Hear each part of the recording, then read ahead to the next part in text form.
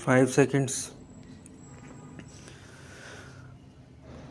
Honorable members, in order to develop healthcare facilities across the country, commensurate expansion in medical education is equally important.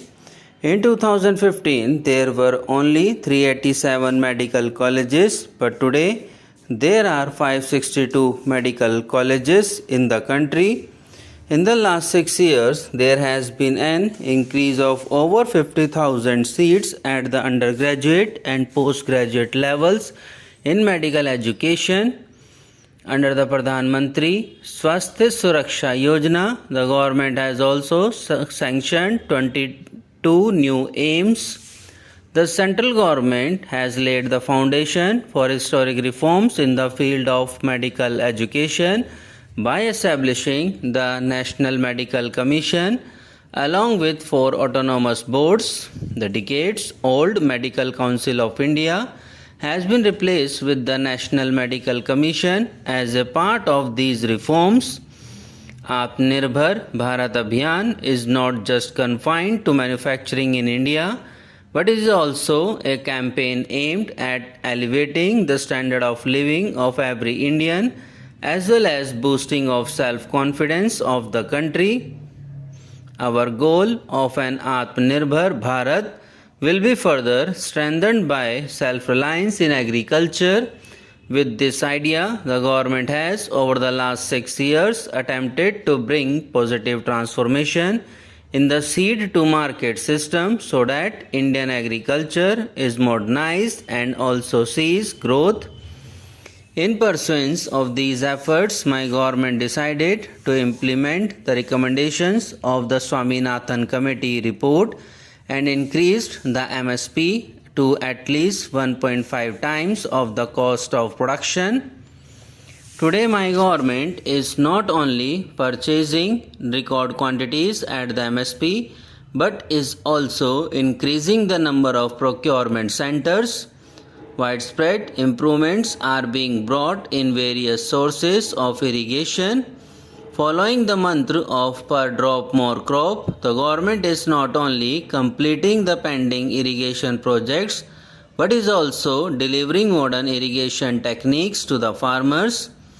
In 2013-14, only 42 lakh hectares of land was under micro irrigation, whereas today more than 56 lakh hectares of land has been brought under micro irrigation.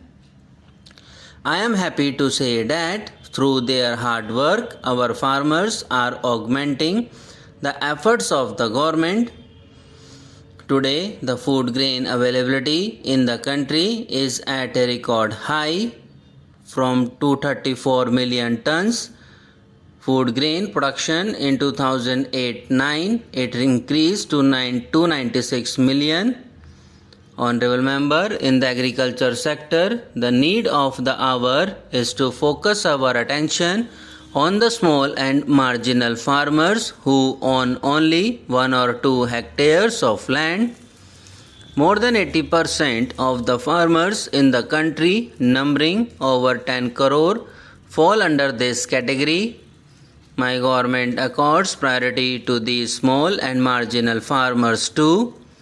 In order to provide expenditure support to these farmers, almost rupees 1,13,000 crore has been directly transferred to their bank accounts under Pradhan Mantri Kisan Samman Nidhi. Pradhan Mantri Fasal Bima Yojana has also benefited small farmers of this country.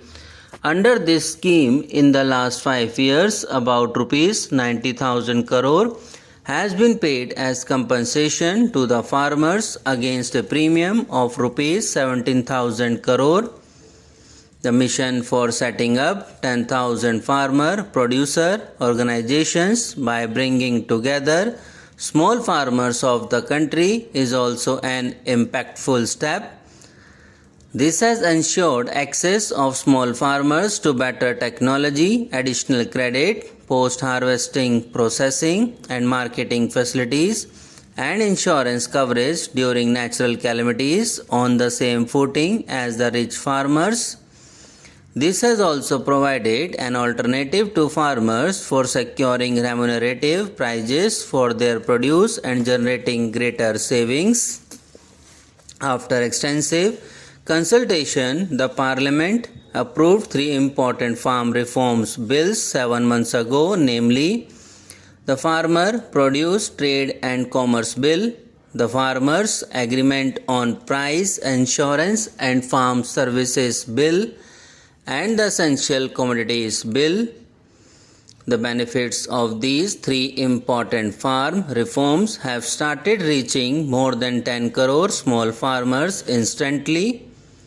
Appreciating the advantages that these reforms would bring to the small farmers, several political parties too had from time to time expressed their support. The discussions over these farm reforms in every part of the country for over 2 decades and the demand for these reforms at different fora were also reflected during the deliberations in the House. Presently, the Apex Court has stayed the implementation of these laws. My government respects the decision of the Apex Court and shall abide by it. My government holds in high esteem the values of democracy and sanctity of the Constitution. It is continuously making efforts to dispel the misunderstanding created in the context of these laws. My government has always respected freedom of expression and holding of peaceful agitations in a democratic setup. However, the recent acts of dishonoring the national flag and showing recent acts of disrespect to the auspicious occasion of the Republic Day are unfortunate.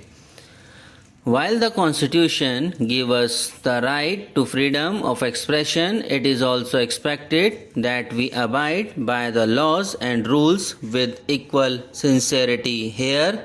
Subscribe now and press the bell icon. Never miss an update.